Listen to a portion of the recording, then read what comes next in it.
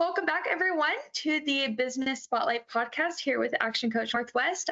I am your host, Lauren, and today we have Molly O'Donnell of Shawn O'Donnell's here to chat about all things business. So, hello, Molly. Thank you so much for joining. I always like to kick things off by asking, how did the business begin? Well, Lauren, thank you for having me. Excited to be here. Like Lauren said, my name's Molly O'Donnell of Shawn O'Donnell's Restaurants. So the restaurants began back in 1990 as a single location. I'm married to Shawn Jr., and his dad, Shawn O'Donnell Sr., started the business and started originally as a sandwich shop, then became a standalone restaurant, and now has grown into six locations, all still ran by the family, which is amazing, and just kind of had growth that made sense for us over time. But yeah, just always really wanted to foster the idea of great food, but a community space to gather. And then I got involved in the business 11 years ago, was dating Shawn Jr., and had a job at Amazon and just really wasn't liking it. And so I came home one day and was complaining, and Shawn was like, well, why don't you try something different? And so I started working at the restaurant, had never worked in a restaurant. And yeah, I just got hooked. I love the idea that you can connect with people. There's so many aspects of the business to be involved in. And so, yeah, that was 11 years ago when we had two pubs, and now we have six. And so, yeah, it's just been a lot of fun watching the company grow, and a lot of hard work, but a lot of fun. Oh, I bet. That's incredible. So, if you had to start from square one in business, at least when you kind of joined on 11 years ago, what would you do differently? Yeah, great question. Right now, even the things that we're working on is trying to develop stronger systems. And so I think if I could go back to, maybe when I started, and I think maybe Shawn Sr. would feel this way too, when he started, was just trying to maybe get stronger technology also. Every piece of technology that we've brought on to better, take a look at our food sales or forecasting has benefited us. And so although it's hard to see those upfront costs sometimes, just thinking through how those benefit us. And so, yeah, especially like around training, I'd say we'd have a good training program, but, if we could go back and just start developing that as when we were in some of the roles ourselves, yeah, it could have helped our current managers not, needing more from us now, where we could have set them up better for success. So yeah, I think just probably applies to a lot of businesses where, get those strong systems in place early, and then you can get the rewards of having them in place. No, that's so important for sure, and something I'm definitely figuring out for myself. Now, kind of looking back over the years, what have been some of your biggest learnings as an employer since you began in business? I think specifically maybe the restaurant industry. When I started, I didn't really understand the strong meaning of regulars and how there was so many regulars. And I think that, they come in first, for great food, and we do strive to, put out great product. We obviously try and find locations that make sense for us, and try and get the right people in. But I think ultimately the biggest learning is that people make the place, and you hear that over and over again, but it is so true. And we have seen that our guests like to come in for the great bartender and for the great connection they have with the chef, or different things like that. And I think that we've done a good job of investing in the growth of our team and trying to listen to their ideas. Like I'd say majority of the best ideas that we have are from our team. So yeah, I think that's just been a really instrumental part in the business being successful too, is that the people really do make the place. Oh, I'm sure. I love that. Now, what are some common misconceptions about running a business, and how do you address them? I think, you also hear this term a lot, like an overnight success. And I think that is a common misconception with, small business, or, growing and successful businesses too, that you see and you think, wow, like, how do they have a line out the door, or how are they sold out all the time? And it's like, oh, wow, they just overnight were successful. But really that is a common misconception, and that where, when you look back on businesses, and like sometimes you'll read their bios and you're like, wow, they started 30 years ago, or they Yeah. started as a sandwich shop, and now look at them today. And so, yeah, and I think, like just also that there is a lot of flexibility in owning your own business and working in a family business, but also ultimately, we work in the trenches a lot. And I think when I started, I had a glamorized idea of like, oh, wow, like my boyfriend, he owns this business. But then I saw like, wow, like long hours, and, someone's got to clean the toilets and someone's got to do the dishes. And if someone doesn't show up, you're working those hours. And so, yeah, I think there can be a misconception with overnight successes, but also with just like that, you do have flexibility in owning your own business, but it comes at certain times. So That's real.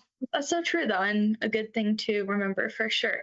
But I mean, in 11 years, you've expanded to 4 new locations. What do you attribute all of your growth to? yeah, I think, the growth, there's been, it's not one little thing, it's a million small things. But I think our community probably has been the biggest thing that's attributed to the growth. I think back, COVID really wasn't that long ago. And so, during that time where we had to close, many restaurants didn't make it. And I think that, we have tried to provide for our community by giving back where we can and being a great employer. And I think, that really showed us when we had to close our doors, and, we were like, hey, anybody want to buy a gift card? And knowing that they wouldn't be able to use it for like over a year likely. But I think by being good to the community, like we really, like our community has taken care of us as well. And so I think that that's been a big part of our growth. I also think that, Shawn Sr. is an incredible leader, and he has been persistent that we can do better. And so he cultivates that culture with everyone on our team. And so I think about like our chicken pot pie. That's probably one of our better selling items.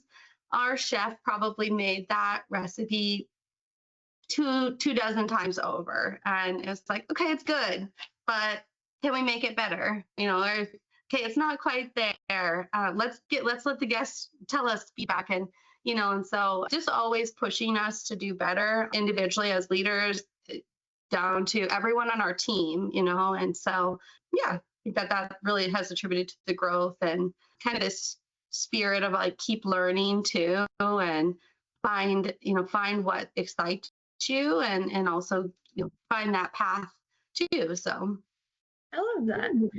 Okay, I'm going to skip ahead a little bit, but I think this is a good next question. What qualities do you look for in employees, and how do you foster a positive and productive work environment? yeah, so many good questions. We look for genuine hospitality, probably first and foremost. We are a restaurant, and people come there to be taken care of. And so we look for people who are genuinely hospitable, and that, of course, we want them to be accountable and reliable, and good people. that helps. It was funny, like only a few weeks ago, I was doing a virtual interview with someone, which is new for me and for the restaurant world. Like we were hiring someone that he interviewed, or he applied, and he lived in Vegas. And it's awesome that we can also get talent like that is looking to move and finds us. But anyways, had a great interview with him. And then Shawn after asked me like, oh, where did he work? And I was like, I don't know. I don't know where he worked. And he's like, what do you mean? And I was like, well, really, we were just talking about his skills of hospitality and like, examples of times he went above and beyond with service, and so a lot of times we're not hiring someone that necessarily has been to a bartending school and knows exactly how to make every perfect cocktail. We can train that. But you can't always train the hospitable nature of people. So That's so true. Well, kind of going in another direction, but very applicable to when we were just like kind of planning this meeting and everything. How do you balance your personal life with the demands of running a business? So I have 3 young kids at home, which is an absolute blast. The work-life balance is always a challenge. Being a family business where my in-laws work with us, my cousins, my sister-in-law, my dad, everybody. I think finding balance and is really important, and setting boundaries. But I think also like trusting your team. I think that you can be a good leader and you can be working your business every day and you can make a great business that way. But really, to like, in my mind, to get to that next level, to be a great leader, you need to teach your team, and you need to give them, give them ownership on things, and so that they can also, people genuinely want to do a good job. And so I think trusting our team has helped us also find work-life balance. And they understand, our goals and our vision for the company. And so even when odd situations come up that are out of the day to day, they're empowered to make decisions, and for the most part they make good decisions. And worst case, if they make a bad decision, we can, we can try again tomorrow. But I think that that's helped us balance our personal life, and I think for us also probably having kids forced us to, it's sometimes you feel like it's easier to do things yourself, but ultimately, you're just kicking the can down the road. Like, you need to teach others as well, and so you can lean on those people. I love that. Well, this is always a fun question. Where do you see yourself in 5 years, and any words of advice for other business owners who are looking to grow their business? I'd say probably most small business owners would say, you have no idea, For real. always changing. But, I see us in 5 years, hopefully with stronger systems in place, hopefully in new communities, hopefully expanding. We try and be profitable. Ultimately, what's been fun and with our growth that we've had, it's always to provide more opportunities for our family and for our employees. And so I think, in 5 years, if we could find ourselves where we have a chef now that's doing a great job in one kitchen, maybe he's overseeing 3 kitchens, or we have a general manager, ready to do more. So hopefully, as we, in 5 years, we're growing still, and growing opportunities for our team, and for ourselves. Yeah, and just giving back to our community. It's a big part of us too, and that's what's been fun. Like, I knew nothing really about Spokane, even growing up in Everett. And Shawn's best friend, he moved to Spokane with his wife, and we have learned so much and now love spending time in Spokane. And so, yeah, I think as we have been expanding, like, it's also fun to know these new communities and become part of them. I love that. And this is kind of a side question, but I'm curious, do you plan to get outside of Washington State or continue growing semi-locally? Yeah, we actually do have a location in Montana. So that happened about a year and a half ago. And yeah, so it's Butte, Montana, and that has been a really fun project to get outside of Washington State. A big learning curve for us, learning different states' liquor laws, and just all sorts of things. But yeah, we actually had a general manager who was incredibly passionate about Butte, Montana. It's the highest per capita Irish people in the United States. Joking. Oh, well, that's perfect. So it's really fitting. So yeah, a lot of our opportunities have come up, strategically looking for like businesses, that make sense for us, but also just where there's passion and organically of like, okay, this opportunity's come up. So yeah, I think I could see us continuing to expand outside of Washington, but I think it'll also just depend on, opportunities that come up and where maybe a family member is willing to move. So. That's fair. Cool. And then my last question is, what question should I be asking you that I haven't yet? You had said on the last one, I forgot to answer, but you had said, do I have any advice? And that would be one thing where I was talking to Shawn about, getting ready for this. And I was thinking that, the day-to-day grind, a lot of times we lose sight of, why you start a business, or what you like about the business. Yeah. And so I guess my advice would be like, when you're in the grind or if you're in the weeds, like to try and just remember like why you started it, what you like about it. And then don't be afraid to pivot, and like find something that suits you better, or find a different avenue of the business, ask for help, reach out to people in your community that can maybe support you in areas that you don't like about business, or you're not good at. But yeah, I guess that would be that. And then I was also People ask me all the time, is it hard working with your husband? And it was in the beginning.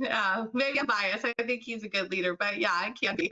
So it can be hard, but I think, a lot of family businesses, entrepreneurs starting out, they might be started by themselves. And then the natural thing would be to bring in, someone close to you. And although it can be hard, I think it can be really rewarding. So yeah, don't be afraid to make those leaps too. That's good to know. Well, thank you so much, Molly. I really appreciate your time. And for all of our viewers at home, be sure to check out Shawn O'Donnell's below and come back for more of our episodes.